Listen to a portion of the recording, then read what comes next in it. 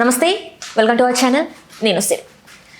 ఇప్పుడు చూసుకున్నట్టయితే తెలంగాణలో అసలు ఏం జరుగుతుంది?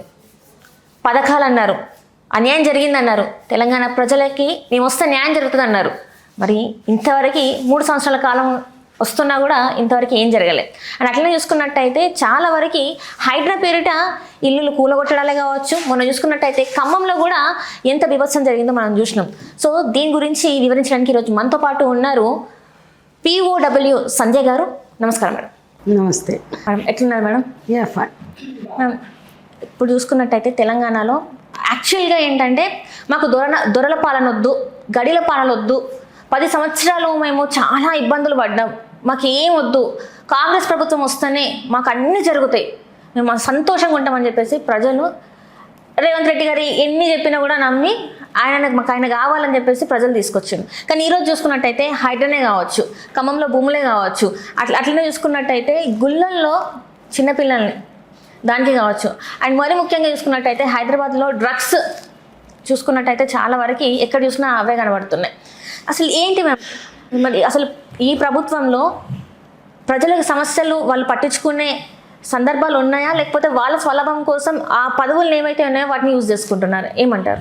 మీరు బాగా లేవనెత్తారమ్మా. యాక్చువల్గా ఈ రేవంత్ రెడ్డి ప్రభుత్వం, కాంగ్రెస్ ప్రభుత్వం తెలంగాణ ఇచ్చింది ఎంత వాస్తవమో, ఈ రేవంత్ రెడ్డి గారు అప్పుడు తెలంగాణకి అనుకూలంగా లేకపోవడం, సీమాంధ్ర పాలకులకు తొత్తుగా ఉండడం, సమైక్యాంధ్రని కోరడం అనేది మరో వాస్తవం. ఈయన ఎప్పుడూ కూడా తెలంగాణకి కోసం గొంతు విప్పల, జై తెలంగాణ అన్న నినాదం కూడా ఇవ్వల. సీమాంధ్ర పాలకుల వైపే నిలబడ్డమే కాకుండా ఇనిషియల్గా కొంత సపోర్ట్ చేసినట్టు ఉన్నా తెలంగాణలో ఉన్న తెలుగుదేశం తరఫున, ఆ తర్వాత తెలంగాణ ఇచ్చినట్లే ఇచ్చి, ముఖ్యంగా ఆంధ్రప్రదేశ్లో సీమాంధ్ర పాలకులు చంద్రబాబు నాయుడు లాంటి వాళ్ళు, అప్పటికీ కాంగ్రెస్ పాలనే ఉంది, కానీ ప్రజల సెంటిమెంట్స్ని రెచ్చగొడుతూ సమైక్యాంధ్ర నినాదాన్ని ముందుకు తెస్తూ అసలు తెలంగాణ ఇవ్వడమే ద్రోహం అని వాయిస్ చేశాడు. దాంట్లో అన్నింట్లో రేవంత్ రెడ్డి గారు కూడా ఉన్నారు. నిజంగా ఆయనకైతే నైతిక అర్హతే లేదు ఇవాళ తెలంగాణను పరిపాలించడానికి. ఎందుకంటే ఆ రోజు సమైక్యవాదం వినిపించాడు, యూటర్న్ తీసుకోవడానికి అవసరమైన ఉద్యమంలో ఆయన ముఖ్య పాత్ర పోషించాడు. యూటర్న్ జరిగింది, ఆ తర్వాత ఉవ్వెత్తున పోరాటం జరిగింది. ఇవాళ మిలియన్ మార్చ్ అయినా మరేదైనా తెలంగాణ ప్రజల్లో ఉద్వేగం పెరిగి ఆత్మహత్యల వైపు వెళ్తుంటే, ఆత్మహత్యల వైపు దృష్టి మళ్లించి ఆత్మహత్యలు చేసుకోకుండా ఉండడానికి, ఆత్మవిశ్వాసం కల్పించడానికి, ఆత్మస్థైర్యం కల్పించడానికే మిలియన్ మార్చ్ లాంటి కార్యక్రమాలు తీసుకున్నాం. ఆనాడు మల్లెపూల విప్లవాల ప్రభావంతో పెద్ద ఎత్తున ప్రజల్ని వీధుల్లోకి తెచ్చి 10 లక్షల మంది పాల్గొనాలని మిలియన్ మార్చ్ అన్నాం. కరెక్ట్గా 1 గంటకే ట్యాంకు బండను ముద్దాడాలి, ఎన్ని బ్యారికేడ్లు పెట్టినా బద్దలు కొట్టి వెళ్ళాలి అని పిలిపిస్తే దాన్ని మేము న్యూ డెమోక్రసీ పార్టీగా అమలు చేయాలని ఆ రోజు పూనుకున్నాం, అది అమలు చేసాం. కానీ ఇలాంటి సాగరహారమైన, సకల జనుల సమ్మె అయినా, సింగరేణి బొగ్గు పెళ్ళ వెళ్ళొద్దు, ఆర్టీసీ పయ్య తిరగొద్దు అన్న పిలిపే కావచ్చు, సకల జనుల సమ్మెలో ప్రతి ఊరికి బస్సు రాకపోతే జనం సహకరించారు.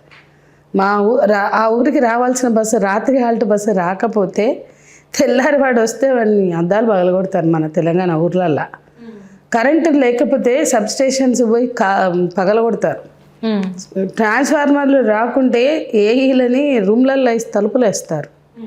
అంటే రెవెన్యూ అధికారులు సరిగ్గా పనిచేయకపోతే నిలదీస్తారు.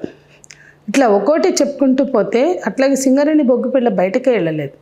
వీటన్నిట్లలో కేవలం ఉద్యోగులు, కార్మికులే కాదు, ప్రజలు ఉన్నారు.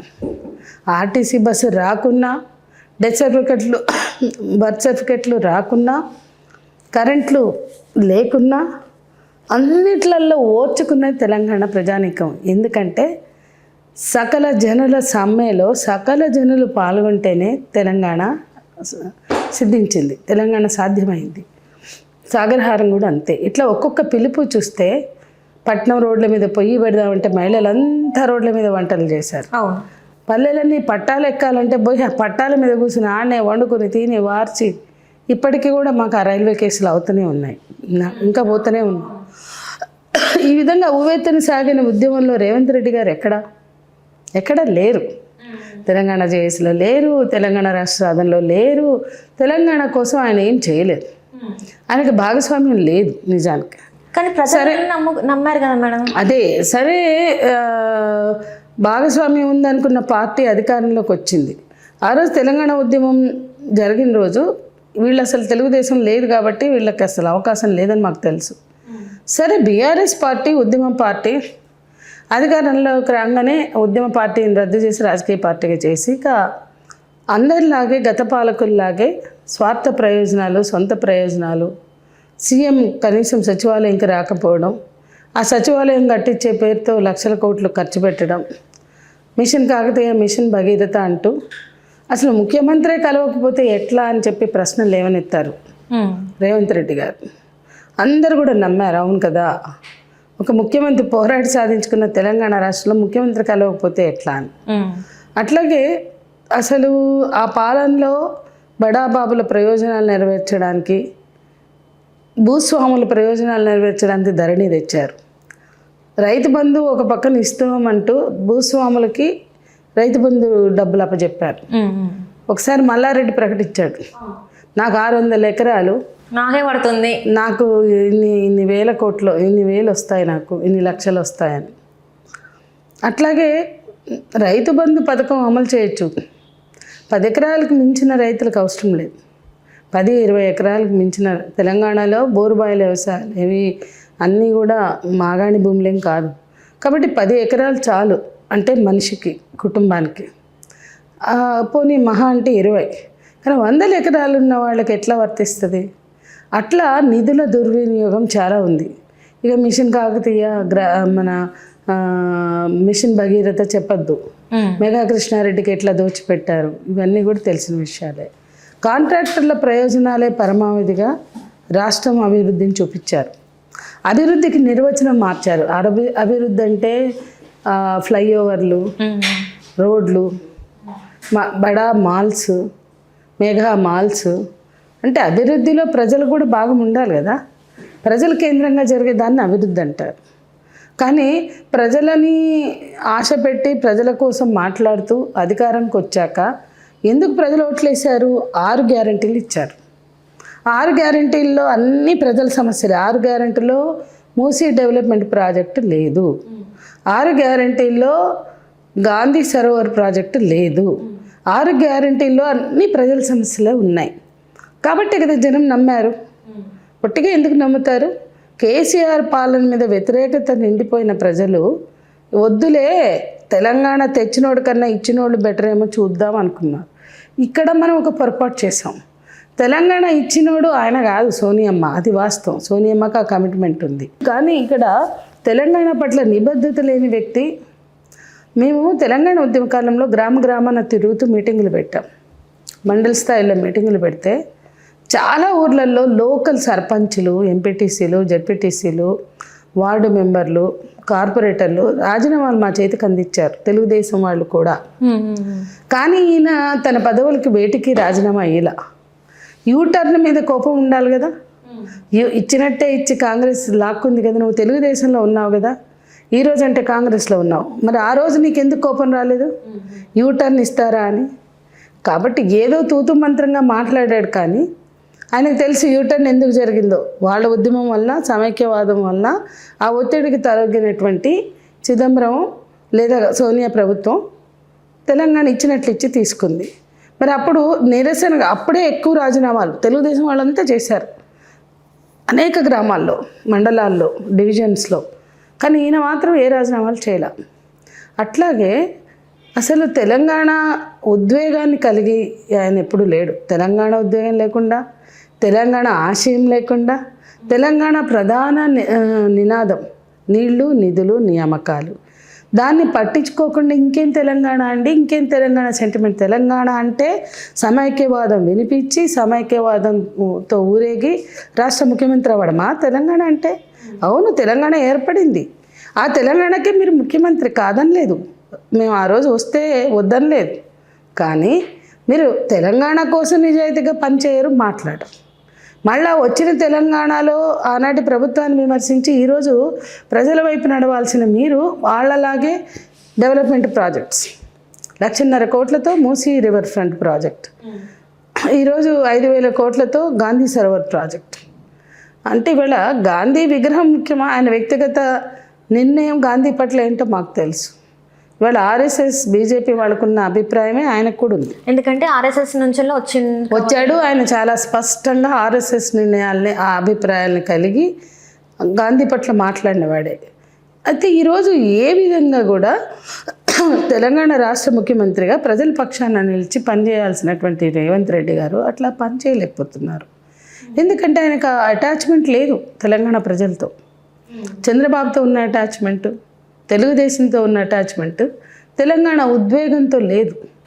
సరే ముఖ్యమంత్రి అయినాకైనా ఇవాళ అవన్నీ వదిలేయండి, నీకు లేదు అంతా తెలిసి ఓట్లేశారు. ఈయనకు లేదు, ఈయన జై తెలంగాణ అనలేదు అని తెలిసి ఓట్లేశారు. కానీ ఓట్లేసిన ప్రజల పట్ల అయితే విశ్వాసఘాతంగా ఉండకూడదు కదా. ఇప్పుడు వాళ్ళు ఎందుకంటే తెలంగాణ ప్రజలు ఓట్లేసింది ఎందుకంటే విసిగిపోయి కేసీఆర్ పాలన పట్ల విసిగిపోయి నీకు వేశారు. నువ్వు 6 గ్యారెంటీలు ఎందుకు ఇచ్చావు? 6 గ్యారెంటీలు అమలు చేయమంటే నిధులు లేవు.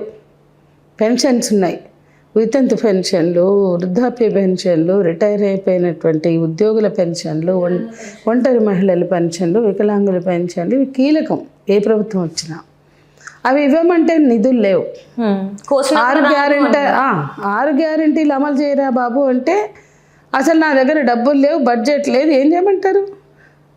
బడ్జెట్ లేనప్పుడు ఎట్లా ఇస్తాను? బడ్జెట్ లేదు, నన్ను కోసినా ఎక్కడి నుంచి పైసలు రావు, కావాలంటే నన్ను కోసుకోండి వండుకుని తినండి, కానీ పైసలు వెళ్ళవు అన్నాడు.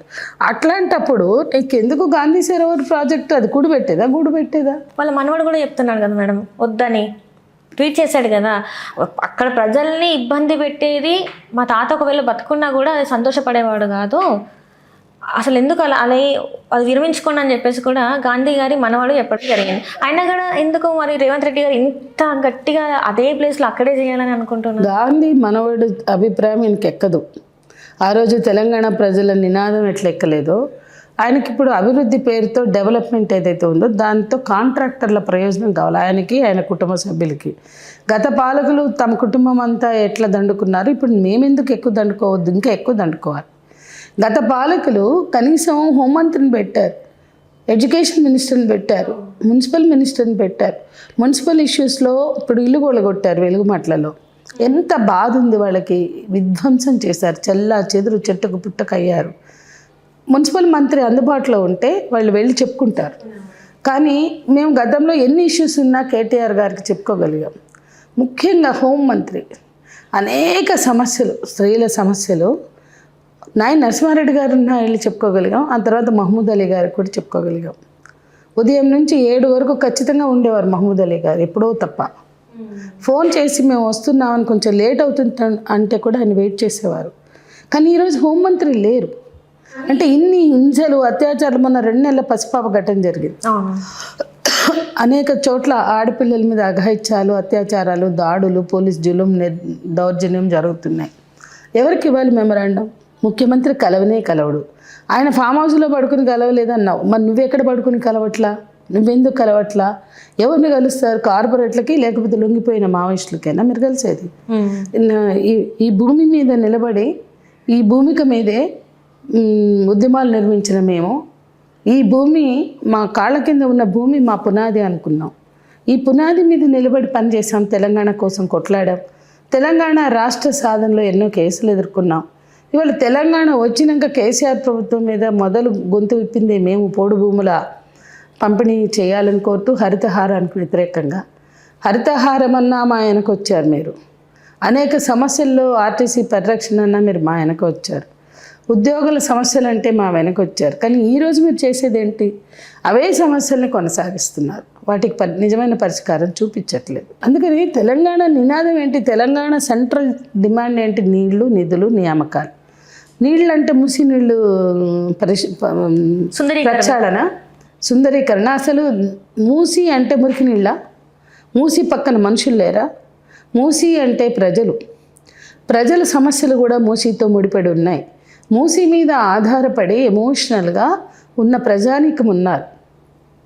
మూసి ఒడ్డున మురికిలో ఆ గబ్బు వాసనలో కూడా బతికి అనేక జ్ఞాపకాలు పోగు చేసుకున్న కుటుంబాలు ఉన్నాయి. తరతరాలుగా మూసితోటి ముడిపడి ఉన్న బతుకులు ఉన్నాయి. వాళ్ళని మీరు బాగు చేస్తామంటే ఎట్లా చేస్తారు? వాళ్ళ ఇంటికి ఇల్లు ఇవ్వాలి, ఇండిపెండెంట్ హౌస్ ఇవ్వాలి. మూసి రివర్ బెడ్కి వీళ్ళు ఏదైతే బఫర్ జోన్ పెట్టారో, మీరు ఏదైతే మార్కింగ్ చేశారో ఆ మార్కింగ్ ప్లేస్లో వీళ్ళందరికీ 1+2 కనీసం 1+2 ఇల్లు కడితే అందరికి వస్తాయి. అట్లా ఎందుకు ఆలోచించలేకపోతున్నారు? ఇప్పుడు యూరోప్లో రైన్ నది తీరాన 1+2 ఇళ్ళు ఉంటాయి చాలా, లేదా ఇట్లా స్లోప్లో స్టెప్ బై స్టెప్ అంచెలంచెలుగా ఇల్లు ఉంటాయి. అట్లా కట్టండి మీరు కూడా. ఆ ఆలోచన మీకు లేదు. మరి ఇవాళ గాంధీ సరోవర్ ప్రాజెక్ట్ అన్నారు. ఆ భూములన్నీ ఆ ప్రాంతం అంతా ఆదిత్యకి ఇవ్వడానికి ఎందుకు సిద్ధపడ్డారు? అంటే మొత్తం రియల్ ఎస్టేట్ మాఫియా, లేకపోతే ల్యాండ్ మాఫియా వాళ్ళ చేతుల్లో తెలంగాణ రాష్ట్రాన్ని పెడతామంటున్నారు. గతంలో కూడా అదే చేశారు కదా గత పాలకులు. మీకు వాళ్ళకి ఉన్న తేడా ఏంటి? మీకెందుకు ల్యాండ్, మీకెందుకు మైనింగ్, మీకెందుకు మాఫియాలు, రియల్ ఎస్టేట్ మాఫియాలు? అవన్నీ తప్పనే కదా. అవన్నీ కరెక్ట్గా గతంలో ధనిక వర్గాలకి, కార్పొరేట్ వర్గాలకి ఊడిగం చేశారనే కదా మిమ్మల్ని తెచ్చుకున్నారు. మీరు కూడా అదే చేస్తే ఎట్లా? అంటే ఎవడు సీఎం అయినా దండుకోవడమేనా? ఎవరు సీఎం అయినా ప్రజల ఆకాంక్షలు కాకుండా వ్యక్తిగత ఎజెండాని ముందుకు తీసుకెళ్ళవేనా? మాట్లాడితే ఫ్యూచర్ సిటీ అంటారు. ఆల్రెడీ ఉన్న సిటీలు ఇళ్ళెందుకు గొలుస్తున్నారు? ఫ్యూచర్ సిటీ కడితే కట్టుకో. కానీ వాళ్ళు ఎక్కడ భూములు ఉంటే ఆ భూములు చేజిక్కించుకొని ఆ భూముల చుట్టూ రియల్ ఎస్టేట్ వ్యాపారం చేయడమే మీ అభివృద్ధికి నిర్వచనం. ప్రజల కేంద్రంగా అభివృద్ధి జరగాలి, ప్రజల కోసం అభివృద్ధి జరగాలి, ప్రజల భాగస్వామ్యంతో అభివృద్ధి జరగాలి. అవి మూడు జరగనప్పుడు అది కార్పొరేట్ల ప్రయోజనాల కోసము, ముఖ్యమంత్రి బంధువుల కోసమో, మరికొంతమంది కాంట్రాక్టర్ల కోసం అభివృద్ధి అవుతుంది, కానీ అది ప్రజల కోసం ఎంత మాత్రం కాదు. అంటే ఇక్కడ చూసుకున్నట్టయితే మేడం, వాళ్ళు వచ్చి ఇప్పటికీ 2 సంవత్సరాలపై 3వ సంవత్సరంలో అడుగుపెట్టింది. ఇంతవరకు చూసుకున్నట్టయితే వీళ్ళు కొట్లాడుకుంటున్నారు. ఎట్లా కొట్లాడుకుంటున్నారు అంటే, ఈ సింగరేణి మనం చూసుకున్నట్టయితే అందులో ఉన్న వాళ్ళే బట్టి విక్రమార్క గారు అని ఒకరంటే, లేదు కోమటిరెడ్డి వెంకటరెడ్డి గారు వాళ్ళకి అని చెప్పేసి 9A బ్లాక్ ఏదైతే ఉందో దాని గురించి. ఇందులో మళ్ళీ బీజేపీ వాళ్ళు కూడా మాట్లాడితే, కేంద్ర మంత్రి ఎవరైతే ఉన్నారో కిషన్ రెడ్డి గారు దాని మీద ఇంతవరకు అసలు ఎట్లాంటిది విచారణ జరిపించలేదు, ఎట్లాంటిది కనిపించి, ఒకవేళ విచారణ జరిపించినా కూడా అసలు ఏం జరిగింది అనేది ఇంతవరకు బయటపెట్టలేదు. అసలు ఏం జరుగుతుంది? ఇప్పుడు ఎంతసేపు బీఆర్ఎస్ని నిందించడం కన్నా, ఇప్పుడు వీళ్ళిద్దరు ఉన్నారు కదా, ఒకరేమో కేంద్రంలో అధికారంలో ఉన్నారు, ఒకరేమో రాష్ట్రంలో అధికారంలో ఉన్నారు. మరి వీళ్ళు ఏం చేస్తున్నారు? కాళేశ్వరం గురించి సిబిఐకి అన్నారు, దాని మీద ఏం మాట్లాడట్లేదు. ఏదైనా ఎలక్షన్స్ వచ్చినప్పుడల్లా చూసుకున్నట్టయితే కేసీఆర్ని, హరీష్ రావుని విచారణ పేరుతో పిలుస్తున్నారు. అంతకుమించి ఏం చేస్తున్నారు మేడం? అంటే మీరు వ్యక్తుల్ని టార్గెట్ చేయడమే కానీ వాళ్ళ మాత్రం పాలన కూడా అందించట్లేదు. వాళ్ళ దగ్గర ఈ 3 మంత్రులు ఉన్నారు, మీ దగ్గర లేరు, అన్నీ సీఎం కిందనే పెట్టుకున్నాడు అంటే దానికి ఎందుకు జవాబు చెప్పడు? ఏ కారణం చెప్తారండి? ఎడ్యుకేషన్ మినిస్టర్ లేడు, హోమ్ మినిస్టర్ లేడు, మున్సిపల్ మినిస్టర్ లేరు అంటే అవన్నీ ఆయన కింద ఎందుకు పెట్టుకున్నాడు? ఆయన ఎందుకు కలుస్తలేడు? తీసుకో, ఇల్లు కూలినప్పుడల్లా వచ్చి తీసుకో, ఎడ్యుకేషన్ ఇష్యూస్ మీద తీసుకో, హోమ్ మంత్రిగా తీసుకోవాల్సింది తీసుకో. అవి చేత కాకపోతే మినిస్టర్ని పెట్టు. కేసీఆర్ ప్రభుత్వం అదన్నా చేసింది కదా, మీరు ఎందుకు చేస్తలేరు? కేసీఆర్ ప్రభుత్వంలో ఉన్న ఫెయిల్యూర్స్ ఏవైతే ఉన్నాయో లేవని మేము అంటలేము, అవి కూడా మీరు పరిష్కరించకపోగా ఆ ఫెయిల్యూర్స్ని కొనసాగిస్తున్నారు ఇంకా బలంగా, ఇంకా ఎక్కువగా. అట్లా ఏ రకంగా చూసినా ప్రజల కోసం పాలన కనిపించట్లా. ఈ షార్ట్ పీరియడ్లో నేను మళ్ళీ జీవితంలో జిందగీలో సీఎం అవుతానో కానో, నా జిందగీ బరి నేను సంపాదించుకోవాలనే తపనే కనిపిస్తుంది. కానీ ఏ రకంగా చూసినా ప్రజల ప్రయారిటీలో లేరు ఈయనకి. ప్రజలు ప్రయారిటీ ఉంటే ఈ గతే పట్టదు ఇదే ఈ రాష్ట్రానికి. అది గతంలో నువ్వు తెలంగాణ కోసం పోరాడలేదని తెలిసినా నమ్మినాం నిన్ను అంటే ప్రజలు, నేను అన్నది నమ్మినప్పుడు మేము ప్రజలు కోరుకుని ఇంత పెద్ద మెజారిటీ ఇచ్చారంటే మంచే చేస్తాడని మేము కూడా పాజిటివ్గా చూసాం. కానీ ఎక్కడ ఒక్కసారన్నా కలిసాడు ఉద్యమకారులని? లొంగిపోయిన మావోయిస్టులనే కలుస్తుండు కానీ ఇంకెవరు ఉద్యమకారులు కాదా? ఇంకా ఎవరికి సమస్యలు లేవా? ఆ సమస్యల ప్రాతిపదికన మేము పనిచేయడం లేదా? అందుకని ఇటువంటి సీఎంలు రాష్ట్ర ప్రజల కోసం కాకుండా, రాష్ట్ర ప్రజల సమస్యల పరిష్కారం కోసం కాకుండా వ్యక్తిగత ఎజెండాను ముందుకు తీసుకెళ్తారు కాబట్టి కలిసి మమ్మల్ని కలవడానికి ఇష్టపడట్ల. అది స్పష్టం. గత ముఖ్యమంత్రి అదే చేశాడు, ఇప్పుడు ఆయన కూడా అదే చేశాడు. ఆయన చేసింది తప్పన్న ఈయన ఆ తప్పు ఎందుకు చేస్తున్నాడు అనేది మాత్రం మేము పదే పదే ప్రశ్నిస్తున్నాం. ఇవాళ మిలియన్ మార్చ్ దాని స్ఫూర్తి ఏంటి? ప్రజల్లో ఆత్మవిశ్వాసం దెబ్బతిని, ఆత్మస్థైర్యం దెబ్బతిని ఆత్మహత్యల వైపు దృష్టి సారిస్తుంటే విశ్వాసం కల్పించడానికి మిలియన్ మార్చ్ చేసాం. కానీ ఆ మిలియన్ మార్చ్ స్ఫూర్తి అంటే జెండాలు వేసుకుని కేవలం రోడ్ల మీద పడ్డం, కేవలం ఉద్యమకారులకి 250 గజాల స్థలం అడగడం కాదు. అదొక భాగం. అమరవీరులకి ల్యాండ్ అడగడం, లేకపోతే ఉద్యమకారులకి ఇల్లు ఇస్తాం. కానీ ఉద్యమం అంటేనే ఉద్యమకారులు, కేసులు పెట్టిన ఉద్యమకారుల మీదకే వాళ్ళకి 250 గజాల స్థలం ఇవ్వడం, 25,000 నగదు ఇవ్వడం అనేది మాట్లాడుతున్నారు. అదొక బాధాకరం, విషాదం. వాటన్నిటితో పాటు ఉద్యమకారులకు స్థలాలు ఇస్తే నేను వ్యతిరేకం కాదు. అంటే ఏ ప్రభుత్వం వచ్చినా, ఏ పార్టీ వచ్చినా, ఏ ప్రభుత్వం అధికారంలోకి వచ్చినా వాళ్ళ మొహాన 4 కొడితే నోరు మోపించవచ్చు అనే ధోరణి. ఇవాళ తెలంగాణ ఉద్యమ స్ఫూర్తి ఏంటి? మిలియన్ మార్చ్ స్ఫూర్తిని మనం ముందుకు తీసుకెళ్ళడం అంటే 6 గ్యారంటీలు అమలు చేయమనడమే, ప్రజల సమస్యలను పరిష్కరించమనడమే. దాంట్లో భాగంగా ఉద్యమకారుల ఇష్యూస్ ఉండొచ్చు, నేను కాదన్ను. ఉద్యమకారులు వాళ్ళకి స్థలాలు ఇస్తా అన్నాడు కాబట్టి ఇవ్వమని అడగడం తప్ప కాదు. కానీ అదే ఉద్యమం కాదు. ఆ రోజు ఎవరు ఉద్యమం చేసినా మాకు ఇళ్ళ స్థలాలు వస్తాయని చేశారా? ఆ రోజు ఎవరు ఉద్యమం చేసినా తల్లుల త్యాగాలు, గర్భశోకాలు, బిడ్డల త్యాగాలు, ఉవ్వెత్తున సాగిన ఉద్యమం, సబ్బండ వర్ణాలు, వర్గాలు, కులాలు కలిసి నడిచినటువంటి ప్రజా ఉద్యమం. ఎంత గొప్ప ఉద్యమం, చారిత్రాత్మక ఉద్యమం.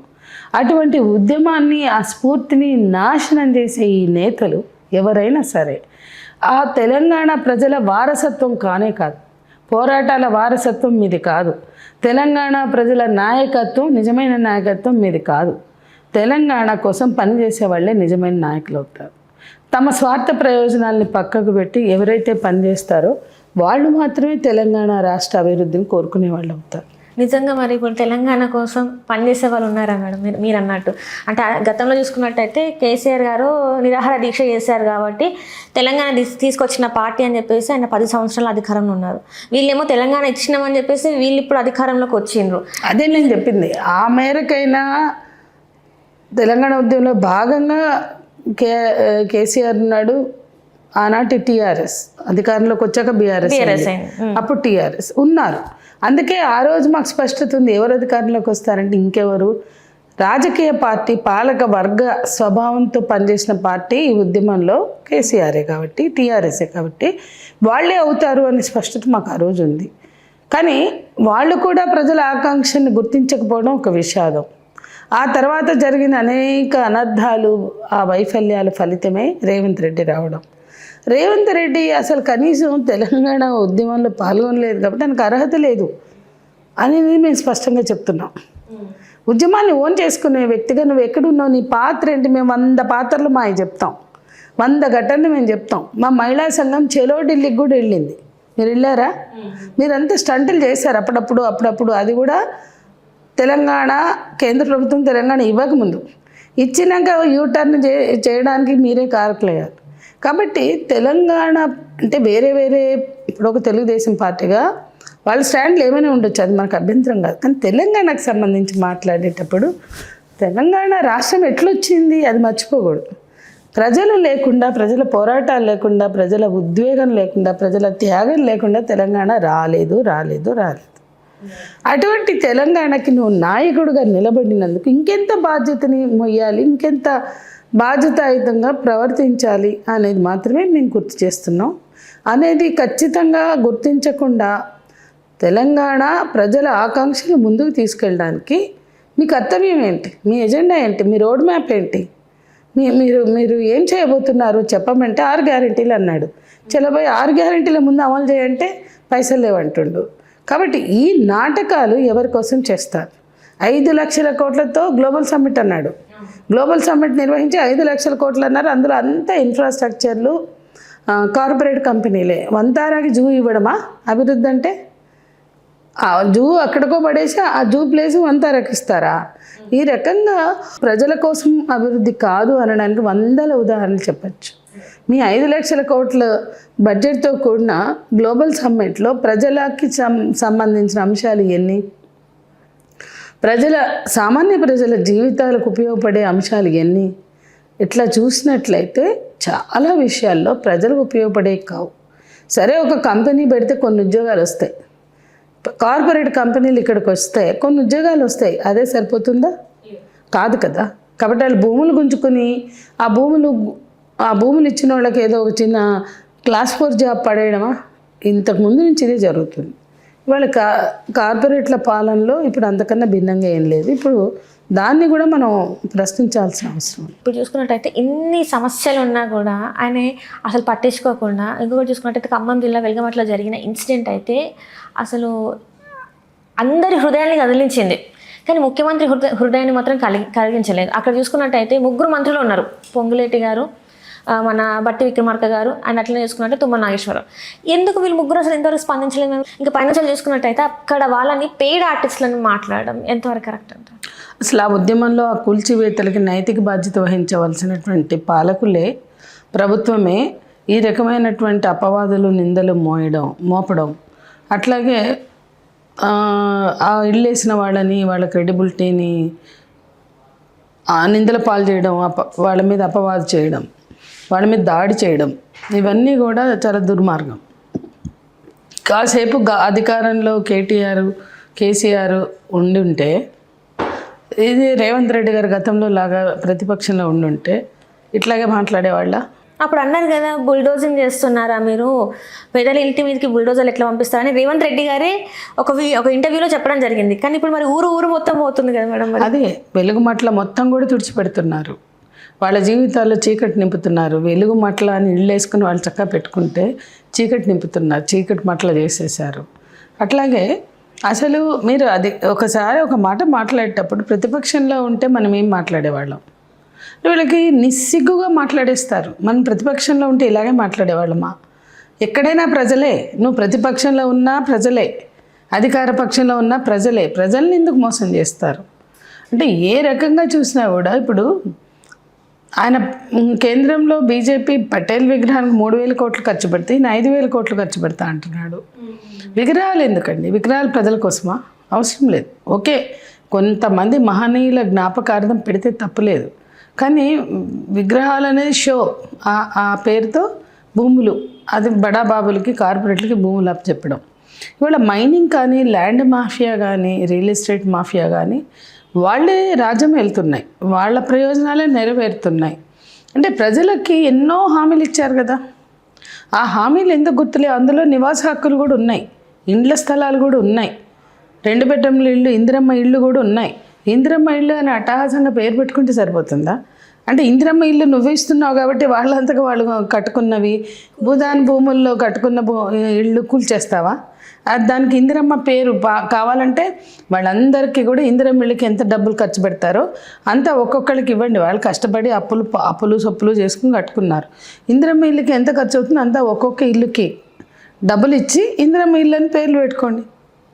అంతేగాని ఇందిరమ్మ ఇల్లు ఇస్తాము కానీ ఇల్లు కూల్చేస్తాము అంటే అది స్వార్థము. ఇవాళ జరిగిన తప్పుని కప్పిపుచ్చుకోవడానికి, మాయ చేయడానికి మాట్లాడే మాటలే ఇందిరమ్మ ఇళ్ళు. అక్కడ మరి మీరు వెళ్ళి వాళ్ళని కలిసే ప్రయత్నం ఏమైనా చేశారు మేము? అక్కడ మంత్రులు ఇప్పుడు ఎవరైతే పొంగులేటి శ్రీనివాసరెడ్డి గారి పేరు బాగా వినిపిస్తుంది, ఆ గుట్టని కబ్జా చేయడానికి ఇదంతా చేస్తారని కూడా. ఆయన అక్కడ పక్కన 36 ఎకరాల భూమి ఉంది కాబట్టి దానికి ఎక్స్టెన్షన్గా ఇది ఉంటుంది, ఇది భూదాన భూములు కాబట్టి గవర్నమెంట్ అలాట్ చేస్తారు కదా బడాబాబులకి. ఇప్పుడు బీజేపీ దానికి రూపాయికే ఇచ్చింది కేంద్రంలో అనేక రాష్ట్రాల్లో.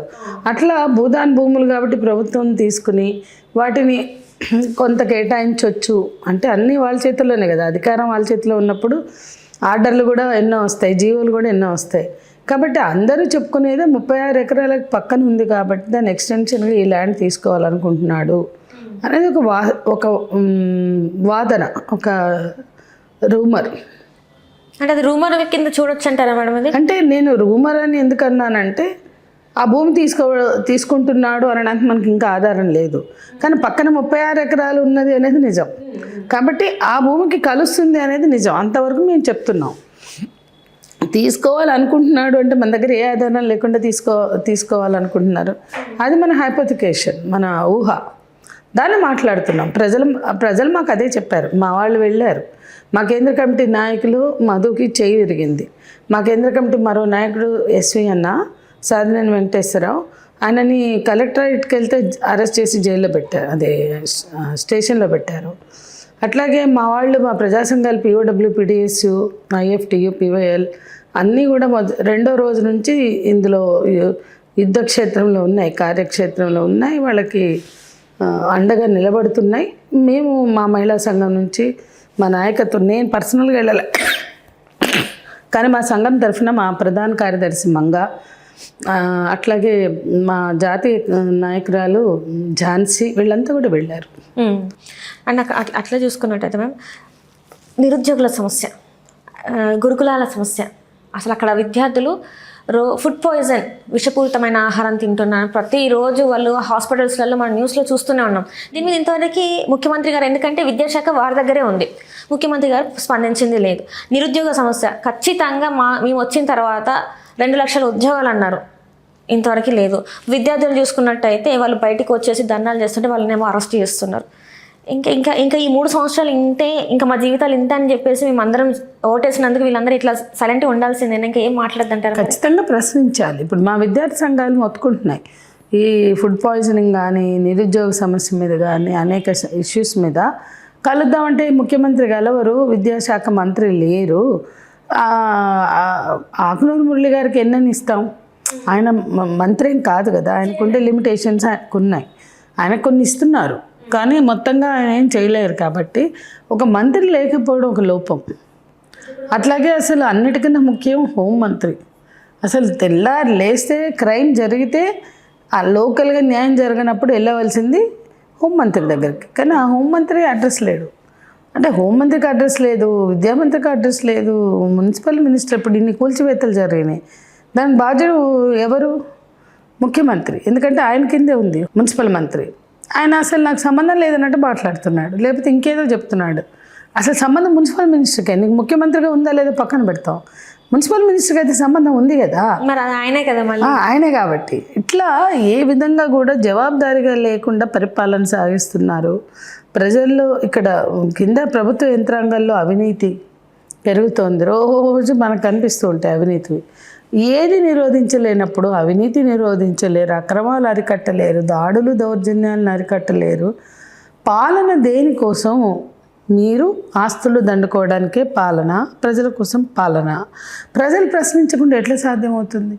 ప్రజలు నిలదీయాలి. ఇప్పుడు నిలదీస్తుంటే, ఇప్పుడు యూరియా సమస్యలతో ప్రజలు నిలదీస్తుంటే అందరూ కాంగ్రెస్ మంత్రులు అందరూ ఏమంటున్నారు, పెయిడ్ ఆర్టిస్టులు వీళ్ళందరూ బీఆర్ఎస్ వాళ్ళు పెట్టించి వాళ్ళని అట్లా వీడియోల ముందు మాట్లాడిపిస్తున్నారని చెప్పేసి అంటున్నారు. ఓకే, 3 ఏళ్ల క్రితం మీరంతా పెయిడ్ ఆర్టిస్టులను ఒప్పుకుంటే ఇప్పుడు వాళ్ళు కూడా పెయిడ్ ఆర్టిస్ట్ అనుకోవచ్చు. అయితే 3 ఏళ్ల క్రితం మీరు కూడా పెయిడ్ ఆర్టిస్టులేనా?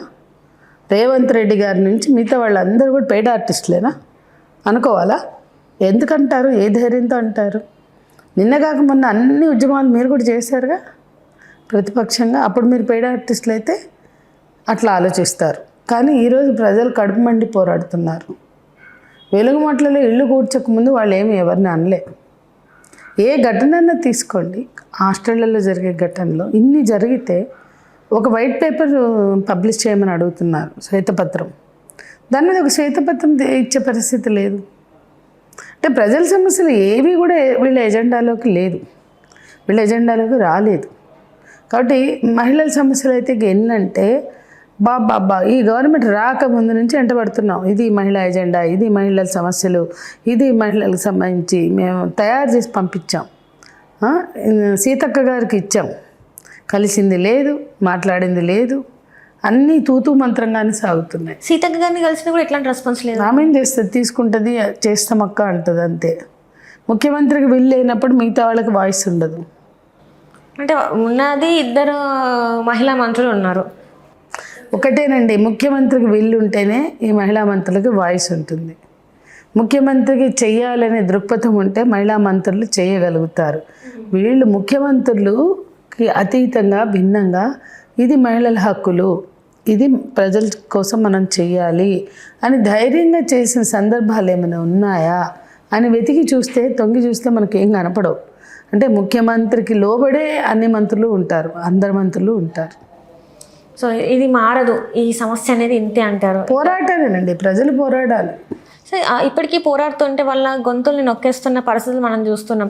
వాళ్ళ మీద కేసులు ఇప్పుడు వీళ్ళు మా మీద కేసులు పెట్టినప్పుడు, నా మీద ఊపా కేసు పెట్టినప్పుడు మా వాళ్ళు వెళ్ళి రేవంత్ రెడ్డి గారిని కలిశారు. సంధ్యక్క మీద ఊపా పెట్టడం అన్యాయం కదా, ప్రజల కోసం పనిచేసిందాం, ఏం చేసింది అని మాట్లాడాడు. మా మీటింగ్కి మల్లురావు గారిని పంపారు ఊపాకు వ్యతిరేకంగా ఊపా ఎత్తేయాలని. మల్లురావు గారు చాలా ఆవేశంగా మాట్లాడారు. ఈరోజు వరకు ఊపా కేసు ఎత్తేయలేదు. ఈరోజు వరకు గత 2018 నుంచి పాస్పోర్ట్లు వస్తలేవు, పాస్పోర్ట్ ఎక్స్టెన్షన్స్ అవుతలేవు, పాస్పోర్ట్ రెన్యువల్ అవ్వడం లేదు. ఎన్ని కేసులు ఉంటే ఇవన్నీ జరుగుతాయి? అంటే ఉద్యమకారుల మీద తెలంగాణ ఉద్యమ కాలంలో నిర్బంధము కేసులే, తెలంగాణ ఉద్యమం అయినాకని నిర్బంధము కేసులే. ఇప్పుడు తెలంగాణ వచ్చిన 10 ఏళ్లలో కేసులు ఎత్తేయడానికి చాలా టైం పట్టింది. ఎత్తేసారు కానీ కొత్త కేసులు పెట్టేశారు వెంటనే. ఎత్తేసిన వెంటనే చాలా నేను పర్సనల్గా చాలా నష్టపోయాను. మా హస్బెండ్ అనారోగ్యానికి కారణం కూడా ఈ కేసులే. ఆయన నేను ఉద్యోగం చేయను, నేను కంప్లీట్గా ఆర్గనైజేషన్ కోసం పనిచేస్తాను. నేను ప్రజల దగ్గర రూపాయి ముట్టుకోను, ఆయనే నన్ను చూసుకునేవారు. అంటే ఆయన సంపాదన నుంచి నేను కొంత ఖర్చు పెట్టుకోగలిగాను కంఫర్టబుల్గా లైఫ్. అలాంటిది తన ఎర్నింగ్ పాయింట్ తన ప్రింటింగ్ ప్రెస్, ఆ ప్రెస్ని మూసేశారు కేసీఆర్ గవర్నమెంట్లో, దాన్ని క్లోజ్ చేసేసారు, సీజ్ చేశారు. మా హస్బెండ్ చాలా ఇల్ ట్రీట్ చేశారు, తన మీద సెడిషన్ కేసు పెట్టారు. ఎప్పుడు తెరుస్తారు, వర్కర్లు చాలా సఫర్ అవుతారు కదా అంటే ఎన్నైనా ఏళ్ళు పట్టొచ్చు అన్నారు. నా హస్బెండ్ తల్లడిల్లిపోయారు, ఏమవుతుందో ఈ ప్రెస్. అసలు ఆయనకి ప్యానిక్ అటాక్ వచ్చింది.